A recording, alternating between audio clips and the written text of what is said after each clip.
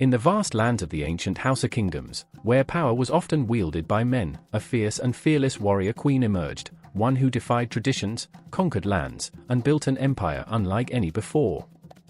This is the incredible journey of Queen Amina, Africa's warrior monarch. Welcome to another episode of Kingdom Tales series. Today, we unravel the extraordinary life of Queen Amina of Zazzau, a woman whose name still echoes across the sands of history. Her story is one of courage, power, and strategic brilliance.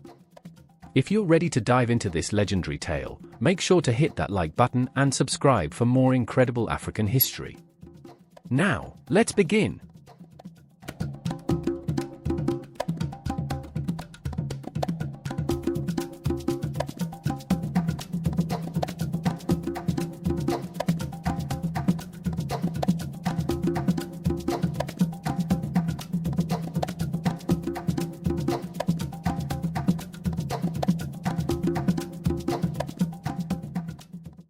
Amina was born in the mid-16th century into the ruling family of Zazzau, a powerful Hausa kingdom in what is now northern Nigeria. Unlike other princesses, she was not content with a life of luxury and diplomacy. She was drawn to the battlefield.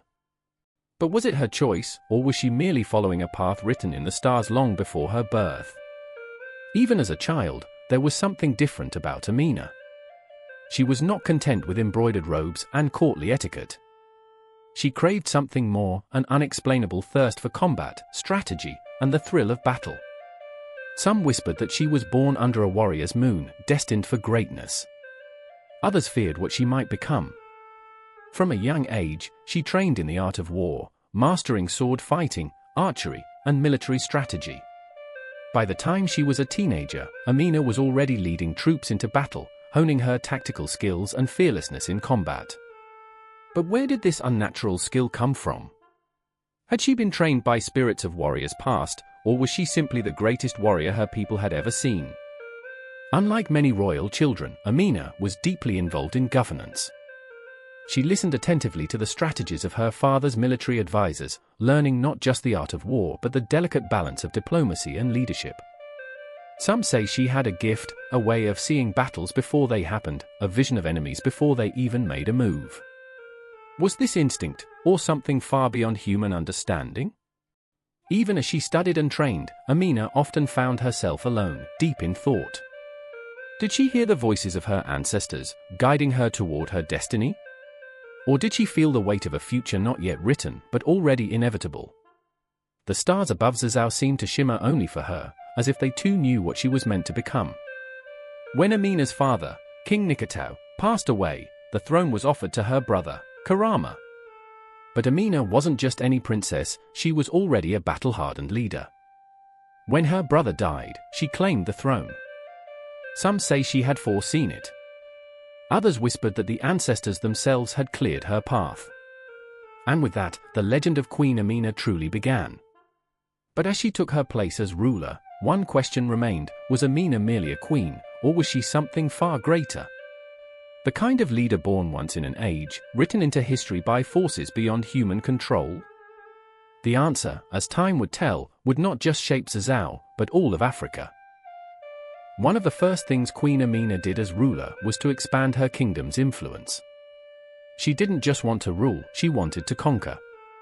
And conquer she did, with an unmatched determination. But what fueled this relentless drive? Was it destiny, divine calling, or something even more mysterious?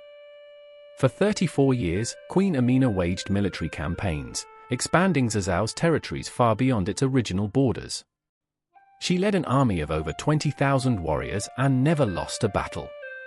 But how did she manage such an extraordinary feat? Some whispered that she was guided by ancient spirits, warriors of old whose voices only she could hear. Others believed she had an uncanny ability to predict enemy movements, as if she could see beyond time itself. She was not just a conqueror, she was a force of nature, an enigma that defied all expectations. Her warriors followed her with unwavering loyalty, not just because she was their queen, but because they believed she was something greater, an immortal legend in the making. As her empire expanded, so did the myths surrounding her. Some said she never slept, that she wandered the battlefields at night, speaking to the spirits of fallen warriors. Others claimed that no blade could pierce her skin, that she had been blessed, or cursed, by unseen forces. Yet Amina knew that war alone would not secure her legacy. She sought alliances, but not just any alliances, strategic, calculated bonds that would ensure the survival of her people for generations to come. Even in peace, she was always preparing for the next battle. Did she know something others did not? Was she simply playing a masterful game of strategy, or was there a prophecy she was trying to outrun? Few knew what was spoken behind closed doors, but those who were present swore she spoke of shadows on the horizon, of enemies yet unseen, of betrayals yet to unfold. Even at the height of her power, she seemed to be watching for something, waiting for an unseen adversary. But Queen Amina wasn't just about war, she was also a visionary leader. Her conquests opened up trade routes, strengthened the economy, and established Zazzau as a dominant force in the region. She brought prosperity to her people, proving that a warrior could also be a nation builder.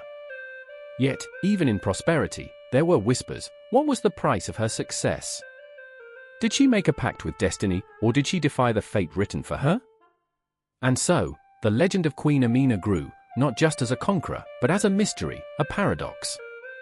Was she a warrior, or a prophet? A queen, or something beyond mortal understanding? Even today, the echoes of her name stir something deep within the soul. The walls she built still stand, but the greatest mystery remains: what truly drove Queen Amina? And what secrets did she take to the grave? Despite her many victories, Queen Amina's later years remain shrouded in mystery. Some say she died in battle, her sword in hand, refusing to surrender even in her final breath. Others claim she vanished into the wilderness, seeking wisdom from the spirits, never to be seen again. But one thing is certain: her name echoes across time, an enigma wrapped in power and legend. There are whispers of a prophecy foretelling that Amina was never meant to die an ordinary death. Some elders believe she foresaw her end and chose to walk away from the mortal world, leaving behind only her legend. Others say she left hidden messages, waiting for the right soul to uncover the truth. Could it be that Queen Amina never truly died, but transcended? Today, Queen Amina stands as an icon of female strength and leadership. Her story continues to inspire African women to break barriers and claim their rightful place in history. But is it just her deeds that inspire, or is there something more, an invisible force, an unbroken spirit that has lived through generations, guiding those who dare to follow in her footsteps? Her name is still spoken with reverence. Statues, walls, and ancient ruins stand as silent witnesses to her reign. But some say, if you listen closely at night near the old walls she built, you can still hear her whispering, calling warriors, leaders, and dreamers to rise. She wasn't just a queen, she was a force beyond time. And perhaps, somewhere in the echoes of history, Queen Amina still lives. What an incredible journey! Queen Amina defied norms, built an empire, and left an impact that still resonates today.